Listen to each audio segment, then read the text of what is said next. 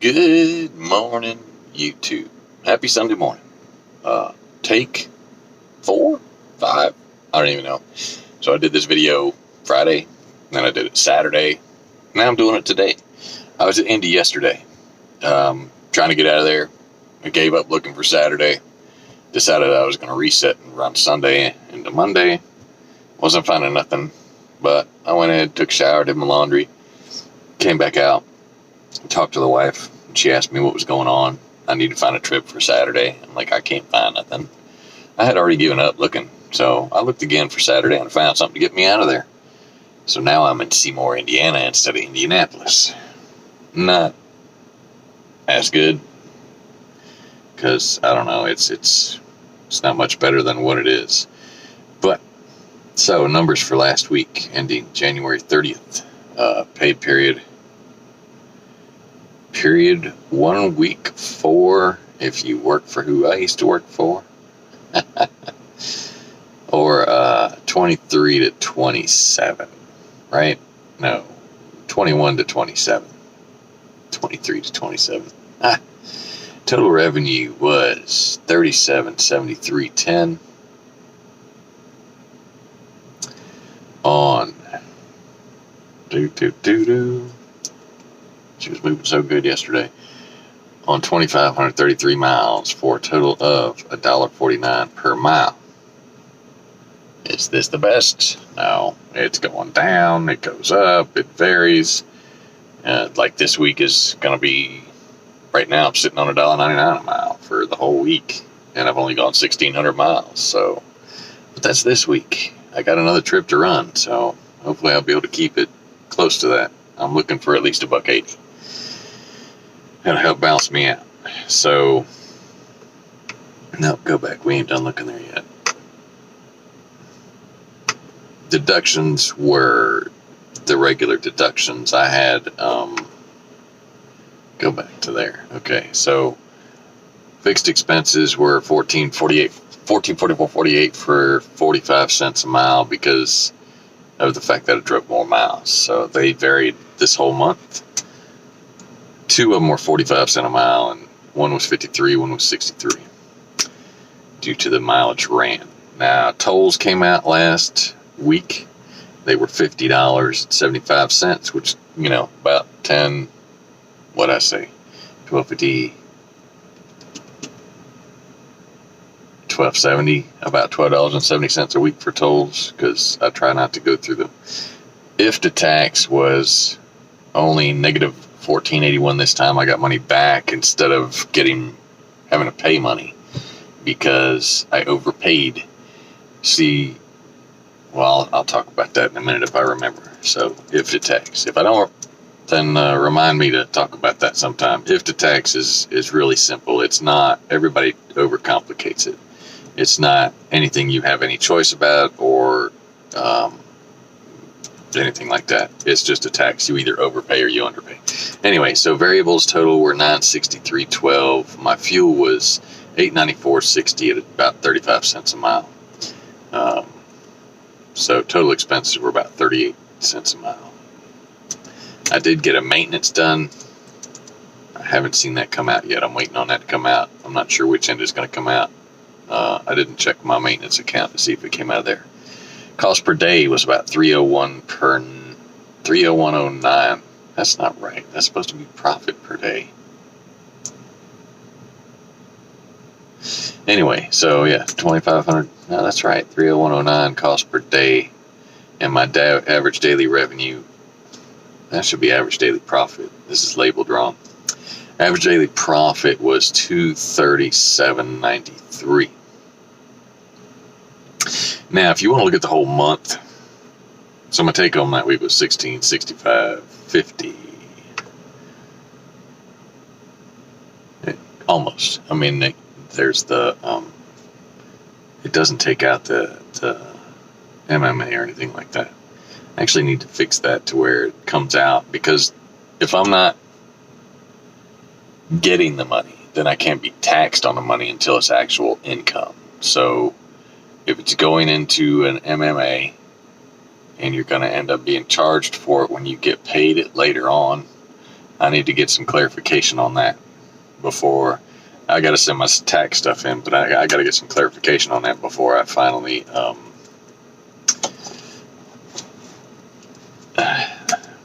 before I go through that.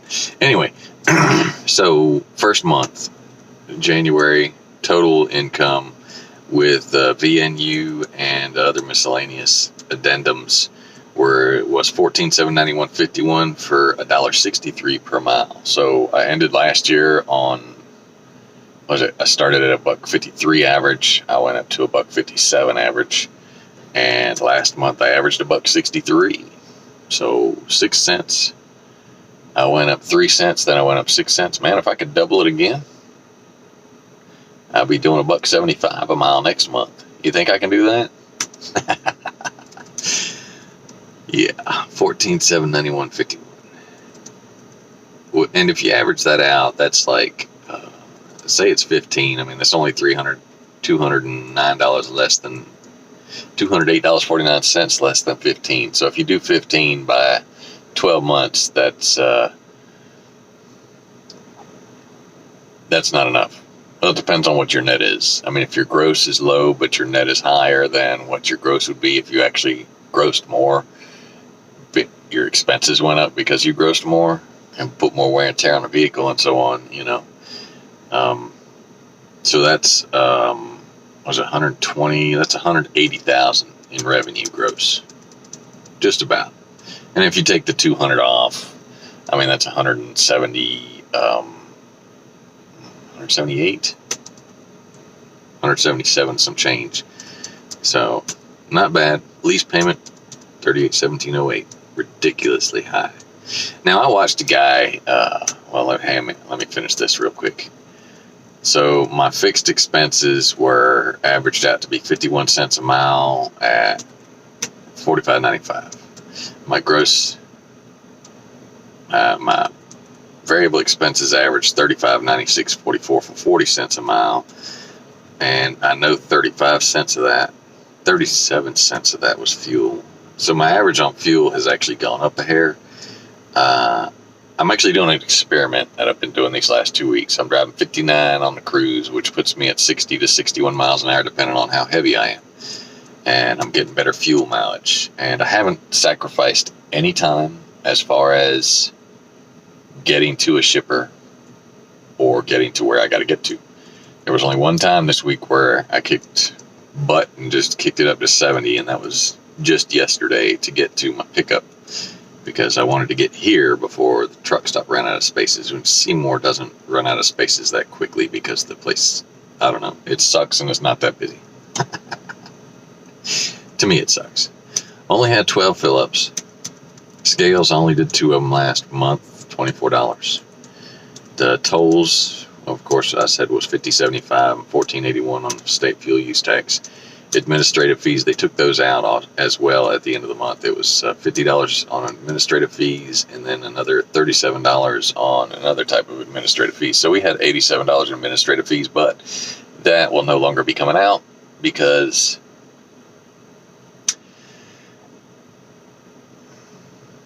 that's a one-time, once-a-year thing. So my total expenses per mile were 90 cents. Total profit per mile was 73 cents, which is better than some company drivers and not better than others. And profit was approximately $65.99.39. So over a year, that would be $79,192 net before taxes and anything like that. So can you make more driving company for LTL? Yeah, you can. You can actually make a good bit more. I know someplace I could go, I could make 30,000 more per year, but I'm getting old and lazy. So, I mean, I'd have to work a lot harder to make that kind of money. And the only difference in this is I have to pay more in tax, just a little bit, because your company actually pays for a portion of taxes for you on, Social Security or whatever it is. So you can lower your tax burden on all this stuff by investing as much money as you can. Put your maximum, I think it's $7,000 now, in a retirement fund. And I don't remember which fund it is. But there's one of them you can put $6 or $7 grand in. Well, depending on your age. I think I can put like 7. I'm not sure, being 50 years old. And I get the lease write-off because it's a rental for the company. I get the fuel write-off. But that's a write-off on the gross, not necessarily the net. There's, because of itemizations, you have, like, I know you can do, or you used to be able to, if you do itemized deductions, you can actually itemized deductions aren't worth it unless they meet a certain amount. Once you meet that amount, you can take a lot more stuff off. And there's a lot of write-offs as a truck driver that you can take. Don't ask me what they all are. Go to OOIDA and look for truck write-offs and stuff like that. I really don't know what to tell you. So that's it for now. Technically not much for profit right now, but that comes in. Will that do that way? Or will it?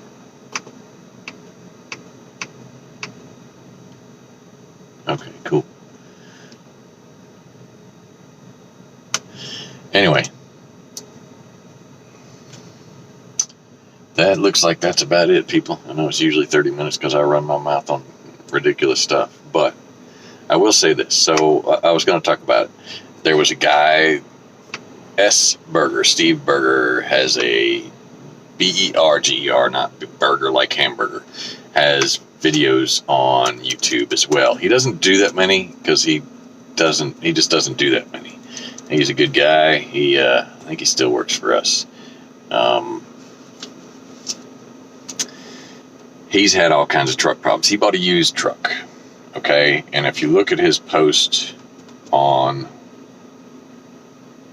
his second to last post, the one from, I believe it was from today. It was either February 2nd or February 1st. Look at the first one he made on that day. And you'll see him talking about his truck that is used. So he's looking at buying another truck because this truck that he has now cost him pretty much what mine cost me, or what mine will cost me after a year. He has spent, because the lease is gonna run, and they say, well, it's not worth it to buy a new truck or to rent a new truck because the exorbitant price for the lease. But and yeah, it is just a basic truck. It's not an exorbitantly over-spec'd truck or anything like that. It's just a company truck, non-governed, with an APU and a refrigerator and a few other amenities. So, and if you look at it, I'm going to spend almost $46,000 on the lease payment. Okay. But if you look at what he spent on expenses on that truck, on the breakdown, trying to keep it running, he spent the same thing over a year that I'm going to spend on this truck. I might come out just a little bit ahead because I have less downtime, but I'm also coming out a little bit behind because I still have maintenance to do.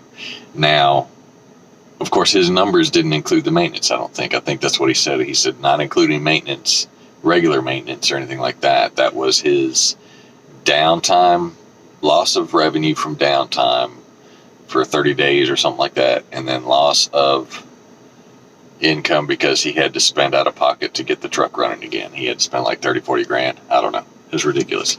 Now, the fuel cost at 40 grand, that's about right. That's close to average, I guess, for most vehicles. Most of these trucks, they can run a lot in the fuel. But let's see here, 33, my first month,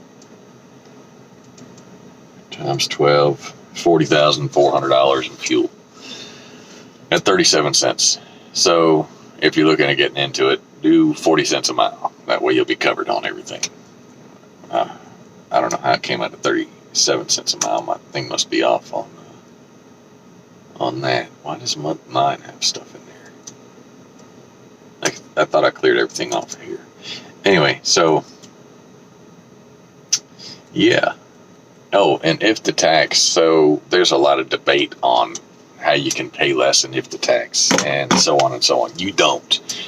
You cannot pay less in if the tax. You cannot pay more in if the tax. What if the tax does is, this is why you need to get the Fuel Book app and go look up fuel stations near you or along your route with the lowest possible raw fuel cost and go there. Okay? You do that and you might overpay in tax, but you'll not end up having any money coming out of your check. You'll have money coming back. Admittedly, you're giving the government money that they can make interest off of, but unless you know how to break it down to a fine line where you're not paying more and you're not paying less in tax than what you need to be paying, you're not going to get any of that money in your pocket, right? If the tax is the tax you pay to drive on these roads, plain and simple. You get paid, you pay, every state you pay a certain amount to drive per mile on their roads. There's a thing you can look up online about it, but the highest states are like Illinois, Pennsylvania, and Ohio, or something like that. Illinois, Ohio, I'm not sure. I don't know what the highest states are. I know if you go to Illinois a lot, you'll end up getting money back. And that's probably why I got money back, because I did a lot of Illinois and Ohio and Indiana. And I tried to fill up a lot of it in Illinois, because the Illinois tax is, 60 cents or something like that. And you add Schneider's discount, and it comes out right now we're at almost 40 cents. So if you add Schneider's, it's like you get 60 plus the discount. That's like 98 cents. If you use a different fuel card, you can get a discount. Pretty much the same thing. TCS or NASTC for the Northeast. They're both really good fuel cards. NASTC is basically a credit card. You have to pay a monthly fee. TCS, you have to create an account and you have to transfer money over to it. Now, you're not going to save any money on TCS if you constantly send money over there to refill your fuel card account and you use Western Union or somebody else that charges an exorbitant amount. Anyway, so if the tax, say you're paying 10 cents a mile to drive on the road, you drive 100 miles.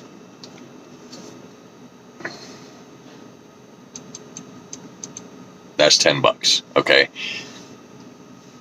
And if you go to another state and you're paying 5 cents a mile to drive, that's $5. So you got $15 in if the tax. But if you got to the lowest raw fuel and you spent 100, you got 100 gallons at $2, that's $200. But say it was actually $260 at the pump, that's $260. So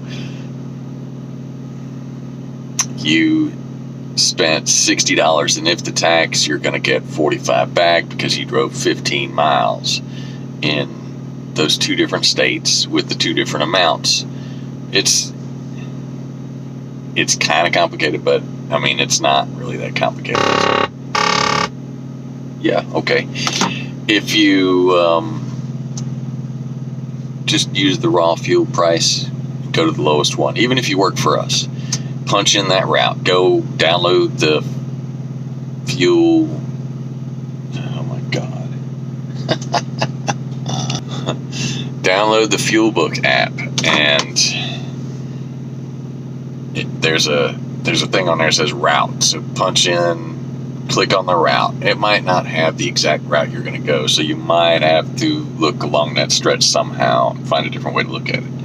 If you take a different route than what it suggests, there's sometimes 2, sometimes 3 routes. It'll try and take you on a truck route. And then go to the top right corner and click on it, and then click on less IFTA. Now, the prices aren't always exact, so double check before you take off if you really want the lowest price on fuel, on the raw price. Like, there's been times where I've seen a I think it was either Circle K or Speedway, had a lower price than Schneider did with the discount, and then you take off the IFTA tax, and it was like 2 cents. I was like, I ain't even messing with that. But do that, because the fuel solution does not always send you to the best location for that. I don't know if I've talked about this before or not. I know I haven't talked about IFTA, but I know I've talked about Fuel Book. So look up less IFTA, and that'll show you which one has the best. Because you can look up any state, right? When along your route, you can look up, like I'm going from Illinois to Indiana. Indiana might have a lower price at the pump, but it's not a lower price as far as IFTA goes. So do you want to overpay your tax, or do you want to underpay and have more money come out of your check at the end of a month? I would much rather overpay or equal pay as close as possible. And that way, come the end of the month, I'm either going to get a couple of dollars back, or I'm only going to spend, like I've only spent $15 the last couple of months, I believe. It hasn't been a lot. So, because last month, for example, since I've been trying to run short hauls anyway, they work out better that way. Where are you, fuel tax? Here. See, because last month, December was 47, November was 102. October was $4.25. September was $145.31. So, it varies depending on where you run. And the week before that was $39.17. I presume that because I was bouncing around Virginia and all that stuff, and I wasn't trying to get as little as possible taken out. I mean, yeah, I got to pay it anyway, but, the less you got coming out, I'd say the better off you are. And I've actually been doing better on tolls. 302.22, 88.17, 68.63, 68.38, and then $50. So I think I might have a little bit more, because I might have gone through a $50 toll this month. I'm not sure. I hope not. I was just ready to stop, and I decided to go ahead and take the shorter route because I had 40 in the box, and Jill wanted me to take the back roads. And I'm like, I'm done with the back roads. If it can be avoided and it's going to add 5 miles to my trip, then I'm going to take the highway. Just like I did yesterday, but yesterday worked out because there was no tolls. Anyway, running my mouth again. That's it. Y'all have a blessed day,